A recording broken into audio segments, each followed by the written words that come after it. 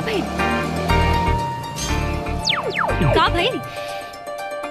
ये रास्ता ठीक नहीं खे, आगे पुलिस बा। तो का भाई? तू थोड़ी बम लेके जाता रहा। तू बारूद से कम बाड़ू। हम यही रास्ता से जाए, वरना शादी कैंसिल। दहेज में दुल्हा के जान ले बुका।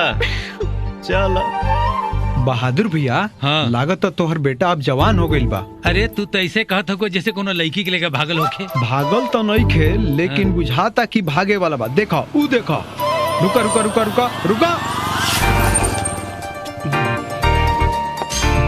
ये लड़की कौन है? हम इनकर होखे वाली पत्नी बानी। ये सच बोला तारी? एड्रेस दे दी, शादी के कार्ड भिजवा दे।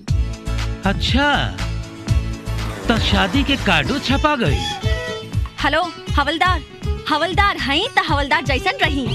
सीबीआई बने के कोशिश ना करी। ए पूजा, तू चुप रहा। काहे ले चुप रही? ये ह के? तोहर होखे वाला पति के पिताजी हमें।